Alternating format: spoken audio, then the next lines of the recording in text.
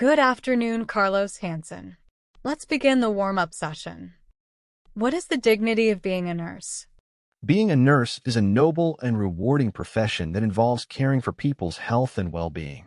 One of the dignities of being a nurse is respecting human dignity. Nurses respect the inherent dignity, worth, and uniqueness of every person they encounter, regardless of their health condition, culture, religion, or background.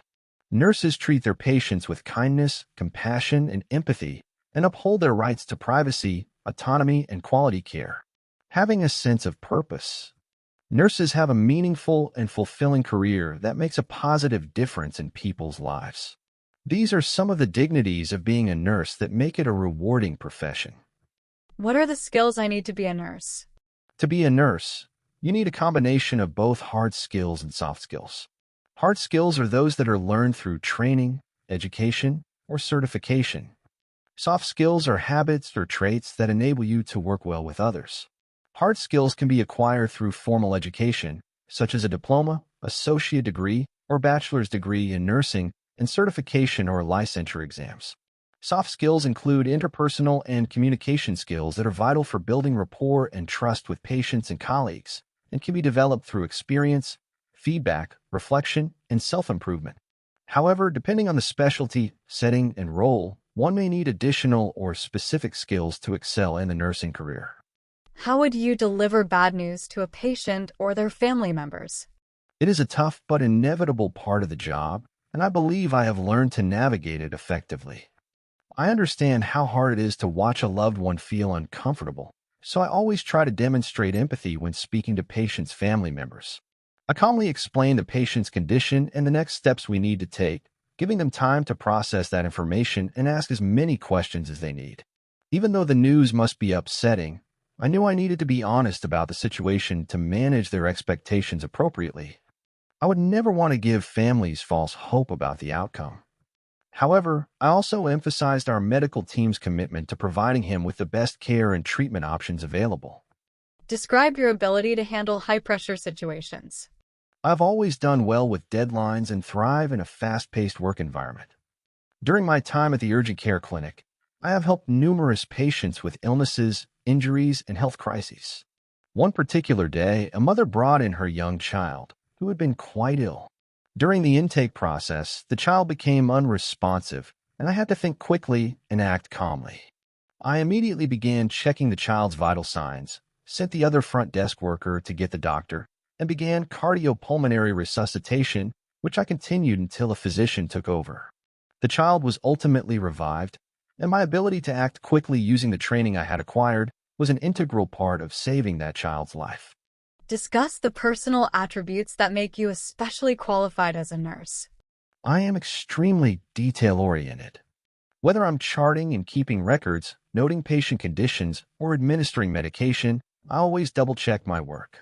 Efficiency is important, but not at the expense of accuracy, and I believe in removing as many barriers to accurate care as I possibly can.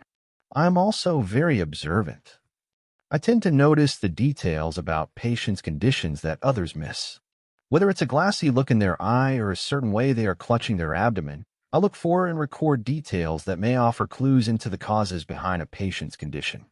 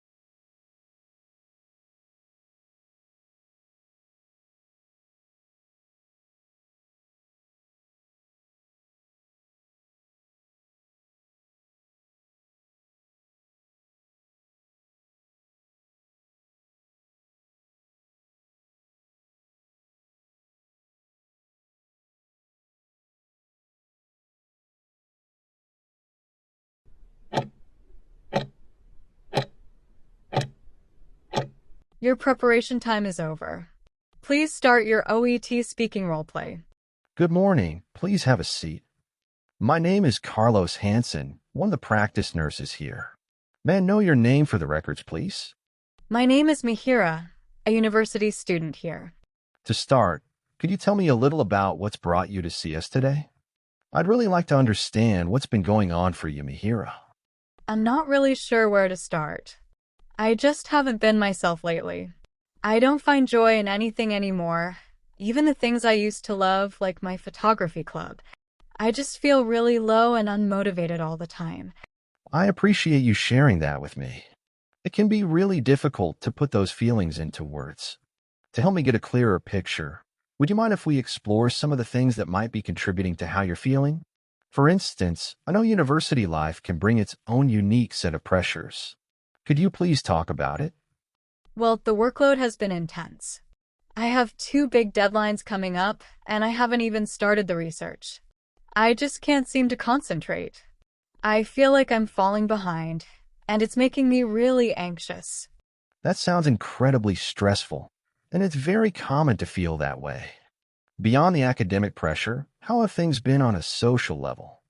Have you been able to connect with friends or flatmates, or has it felt a bit isolating? I've pretty much stopped going out. Everyone seems to be having a great time, and I feel like I don't fit in.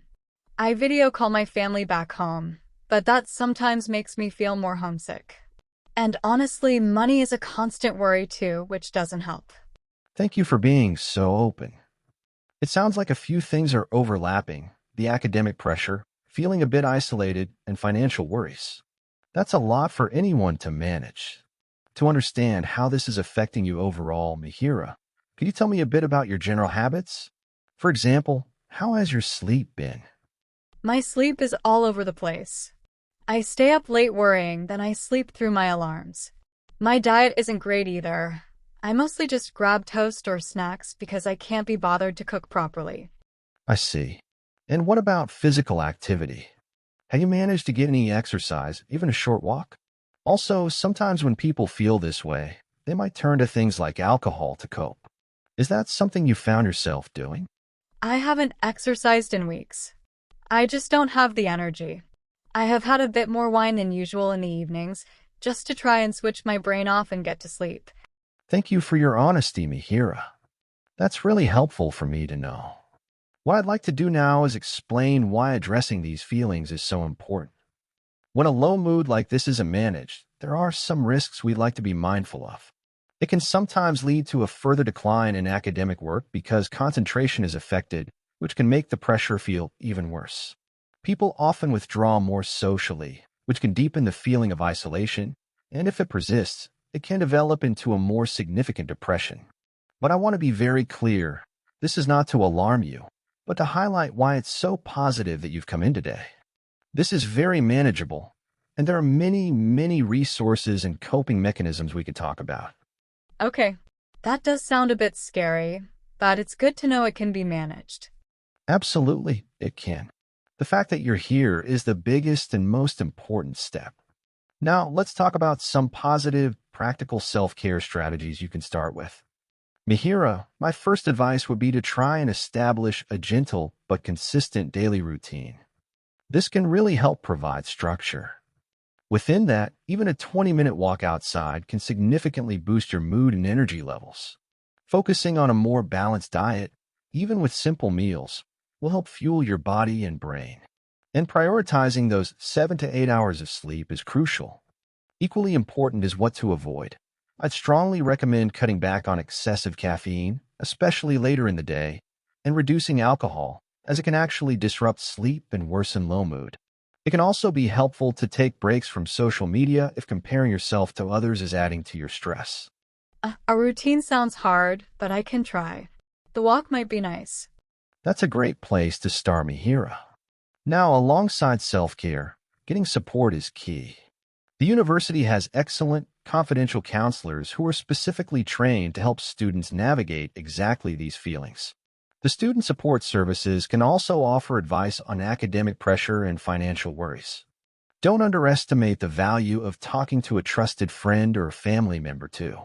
Additionally, I can recommend some simple relaxation techniques, such as a 5-minute mindfulness or meditation exercise using an app, or simply spending some quiet time in a green space like the university park. Being in nature is a proven way to improve mood. I didn't know the university counselors were free. I might be able to try that. And I do miss being outside. Wonderful. Taking these steps can feel motivating in itself. Managing your mood effectively can lead to improved focus, which will help with your academic performance, and ultimately, it will greatly enhance your overall sense of well-being and help you enjoy your time at university again. You've shown great strength today. What I'd like to propose is that we schedule another appointment for you to come back and see me or one of the doctors in a week or two to see how you're getting on with these strategies. This would give you some ongoing support. How does that sound? Yeah, that sounds good. I think I would like that. Thank you, Carlos. It's my pleasure, Mihiraa. I'm really glad you came in. Let's get that next appointment booked for you at the front desk on your way out. Remember, we're here to support you.